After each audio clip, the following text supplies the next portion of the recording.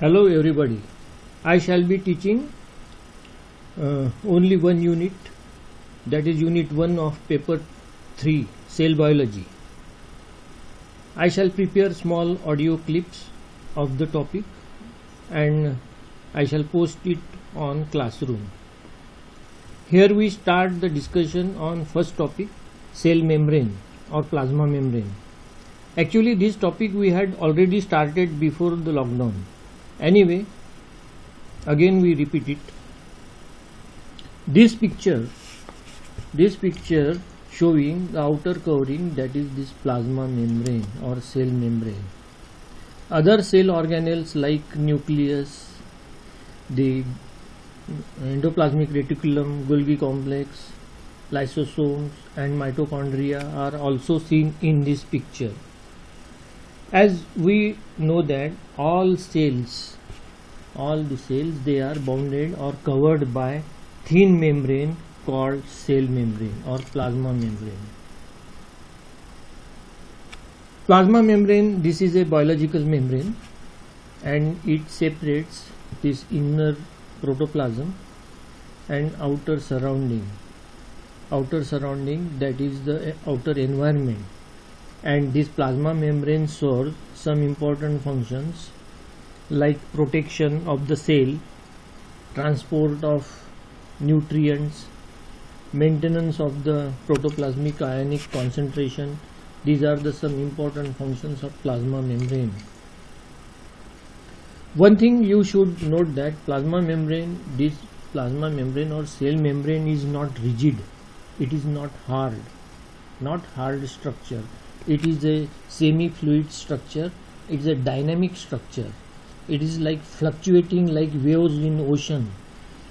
So it is called quasi-fluid structure. This membrane is not visible under the light microscope. So we start discussion in detail. What is plasma membrane? Plasma membrane isolates the outside of the cell from the surrounding environment.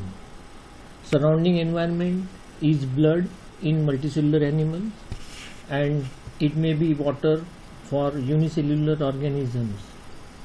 Plasma membrane controls entry and exit of some selected substances, that is ions and molecules. Therefore, it is a selectively permeable membrane. This membrane allowed to enter and exit some selected low molecular weight material. High molecular weight material cannot go outside of the protoplasm and it cannot enter inside the protoplasm. Cell membrane maintain the ionic concentration of the cell protoplasm with that of surrounding by controlling the entry and exit of ion and water. The structure, bilayer structure of the cell membrane. This is the photograph, electron microscopic photograph showing the plasma membrane.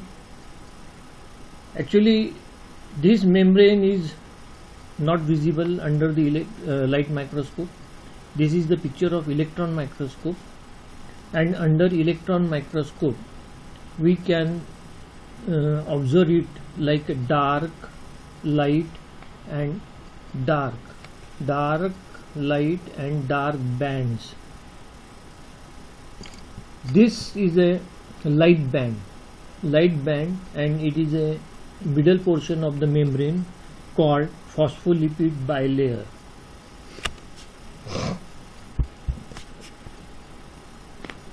Plasma membrane, it has mainly two macromolecules, lipid and protein, and there is a little or traces quantity of carbohydrates also. So plasma membrane is made up of phospholipid bilayer. It has two layers of phospholipids. It is a quasi-fluid in nature. Cell membrane lipids are polar lipids. It has hydrophilic head and hydrophobic tail. Small molecules can pass through this membrane. So this is a lipid bilayer, and these are the polar groups, that is called polar head groups. This is hydrophilic heads, and these are the hydrophobic tails, and such a two layers are there. That's why it is called phospholipid bilayer. And the width of this is 25 angstrom. Phospholipid bilayer is of 25 angstrom. This slide showing the chemical structure of the membrane lipid. This is hydrophobic head and hydrophilic head and hydrophobic tail. Then this is the diagram. Actually we are going to discuss it in detail in the next slides, but just have a look this wavy structure. This is a wavy structure of plasma membrane. That's why it is called dynamic structure of plasma membrane. This is the phospholipid bilayer. This is one and this is second. And then globular proteins. These are globular proteins. And here this is cholesterol. This is a traces quantity of carbohydrate. So these we are going to discuss. The three main lipid constituents of cell membrane are phospholipids. Phospholipid contain phosphates in the hydrophilic head. They can be distinguished into glycerophospholipids with glycerol and sphingophospholipids. Then second one is glycolipids. Glycolipids contain one or more monosaccharides, that is carbohydrate residues based on ceramide. They can be cerebroside. And third one is sterols. Mainly cholesterol. Cholesterol between phospholipid molecule used for patching.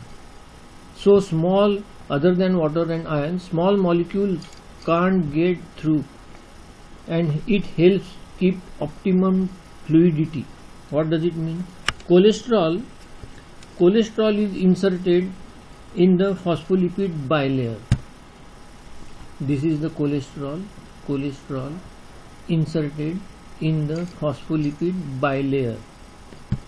It is a kind of buffer and it maintains the fluidity of the cell membrane. Actually, in high temperature the fluidity increases. Why? Because the molecules, they get separated, they get away from each other, and at low temperature the lipid layer becomes more rigid. Lipid composition of cell membrane that varies cell to cell or type of cell, such as RBC, kidney cells, liver cells, nerve cells, like that. So lipid composition is variable, it varies as per the cell. Then second, another macromolecule of plasma membrane is proteins. They are mainly the receptor proteins, enzyme proteins, and some proteins which are used for transportation of molecules inside and outside, in and out of the cell, we can say. Proteins are three different types. Structural proteins, these are channel forming proteins, signaling proteins, enzymes, and carrier proteins. So three different types are structural, enzymes, and carrier proteins. Membrane proteins are integral or intrinsic, embedded in the membrane, and peripheral protein, that is called extrinsic protein, which are present on the surface. Now this extrinsic protein, they are mainly glycocalyx or glycoprotein, and it is a short branch carbohydrate, and this is used for binding, and this act as a signaling molecules. Intrinsic proteins, they are mainly enzymes, that is ATPase, acetylcholinesterase, polypeptide forming anion channels, and intrinsic proteins are mainly two types. One we can call is a transmembrane protein. These transmembrane proteins, they are completely embedded proteins in phospholipid bilayer. And second one, we can say that the second one is this one. This is a anchored protein or partially embedded protein. So first one is this transmembrane protein, which is a completely embedded protein, and this is a partially embedded protein or anchored protein.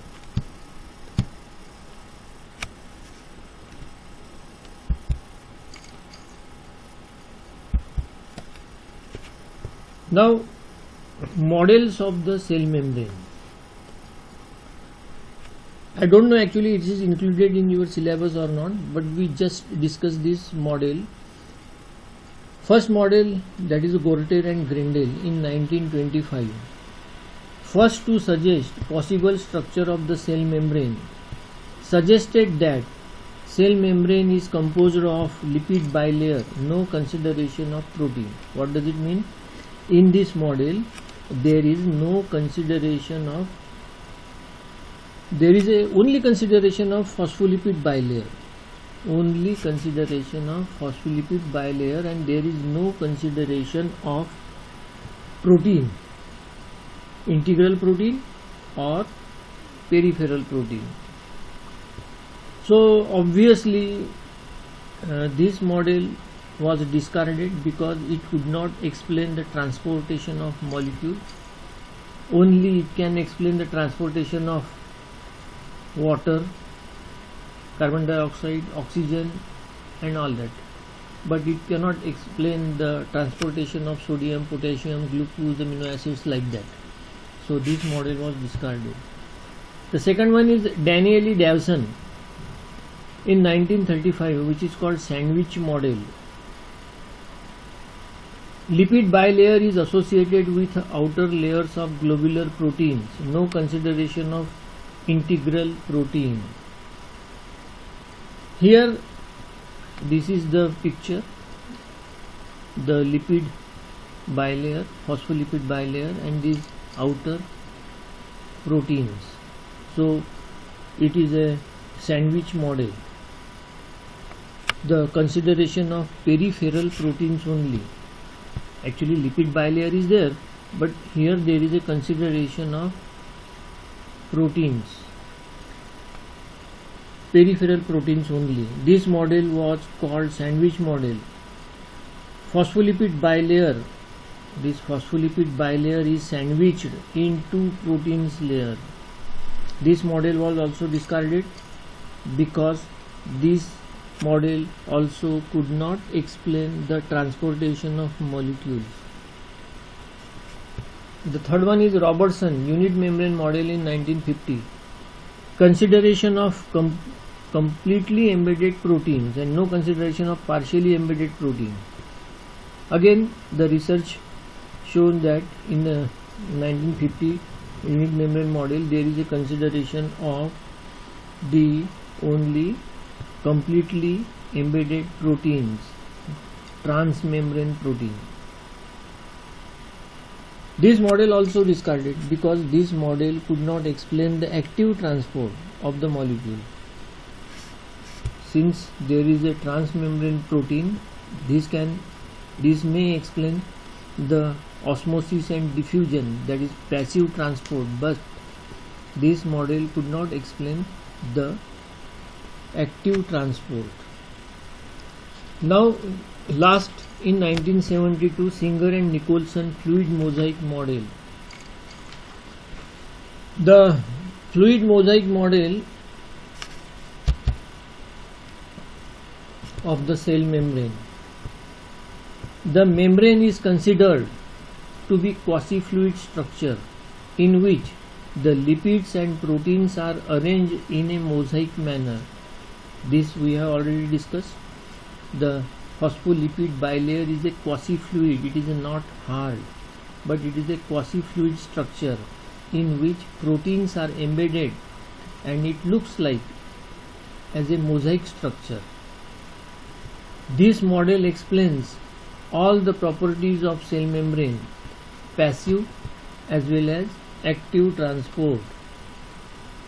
This model considered that there is a continuous phospholipid bilayer and in which the globular proteins are embedded, partially embedded or fully embedded. It is like a protein iceberg in the sea of lipid. Analogically, we can say that the protein iceberg in a sea of lipid. In a continuous bilayer of phospholipids, globular proteins are embedded. This model is widely accepted because this model explains all the properties of cell membrane. All the properties means active transport, passive transport, everything. That's why this model is widely accepted.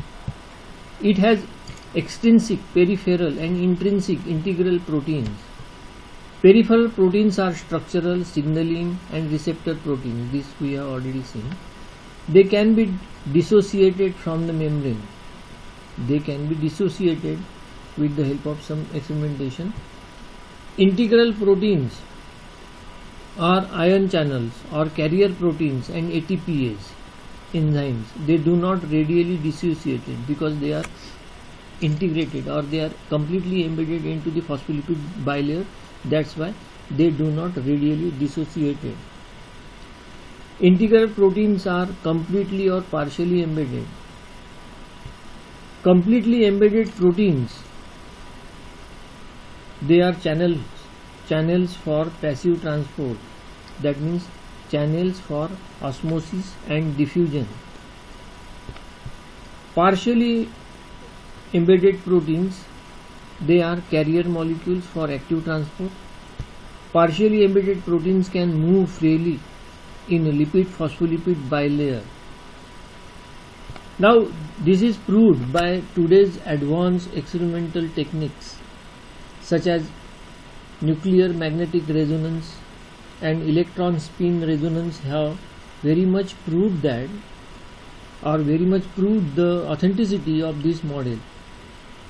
These molecules, the lipid molecules, particularly phospholipid molecules, can rotate around itself. About their own axis, these molecules can rotate. And since it is a quasi-fluid structure, the carrier molecules can move in this phospholipid membrane. So these are the characteristics of the mosaic model. Here we stop. In the next part of this we will discuss the functions of cell membrane and plasma membrane. Okay, thank you.